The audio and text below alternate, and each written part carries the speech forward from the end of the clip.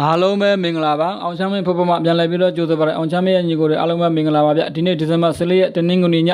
ညနေ6:00နာရီမှာရှင်မြန်ကစားမဲ့ AC Milan နဲ့ Sassuolo AC Milan ကတလုံး40ရှုံး3လုံး80ဆာ AC Milan ကအမှတ်ပေးစရာမှာပူတဲ့ဥဆောင်နေတယ်ဒီနေ့ပွဲလဲအိမ်ဝင်ဖြစ်လို့အနိုင်ရဖို့ကြိုးစားလိမ့်မယ်ထင်တယ်နိုင်မှချန်ပီယံပြေးလမ်းမှာရှိနေမှာဖြစ်တယ်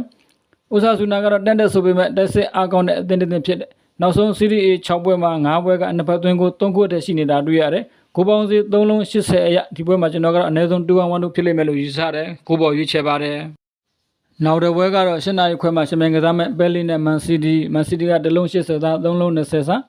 ဒီနေ့ရာသီပဲလီရဲ့ချစ်စွမ်းကအထင်ကြီးအားရစရာပဲအသင်းကြီးနေနေဆိုရင်ဒုက္ခပေးနိုင်တယ်ဒီနေ့ပွဲလေးအိမ်ခွင်းဖြစ်လို့မန်စီးတီးအတွက်မလွယ်ကူသေးဘူးမန်စီးတီးကလည်းအခုနောက်ပိုင်းချိန်မှန်ပြီးတော့ရလဒ်တွေကောင်းလာတယ်အပေါ်ကအသင်းနဲ့2မှတ်အကွာထိရောက်လာပြီးတော့အပေါ်အသင်းကိုဖိအားပေးနေတယ်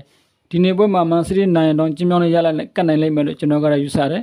ဒီနေ့သင်းကြတွေ့ဆုံမှုမှာအပြန်လန်းဂိုးသွင်းမှုတွေရှိနေခဲ့လို့ဒီချိန်မှာလည်းပဲအပြန်လန်းသွင်းဂိုးတွေရှိလိမ့်မယ်လို့ကျွန်တော်ကတော့ယူဆတယ်ဒါမှမဟုတ်မန်စီးတီးဘော်ဒီနဲ့မန်စီးတီးဂိုးပေါ်ရွေးချယ်တယ်နောက်တစ်ပွဲကတော့9နိုင်မှာရှင်မြန်ကစားမဲ့ဖရိုင်ဘတ်နဲ့ဒေါ်မွန်ကလည်းပဲ60ရှုံး3လုံးပေါင်း80ဆာပြည်တွင်းအမှတ်ပေးပွဲမှာပုံစံကောင်းရနေတဲ့နှစ်သင်းရဲ့အထက်တိုက်တွေ့ဆုံမှုဖြစ်တယ်ဒီနှစ်သင်းရဲ့အထက်တိုက်တွေ့ဆုံမှုတိုင်းမှာလည်းပဲ3ဂိုးအထက်ရှိနေလို့အခုတစ်ချိန်တွေ့ဆုံမှုမှာလည်းပဲအပြန်လန်သွင်းဂိုးတွေမြင်အောင်လိမ့်မယ်လို့ကျွန်တော်ကတော့ယူဆတယ်ဒါမှမဟုတ်ဒေါ်မွန်ကိုပေါ်ရွေးချယ်ပါတယ်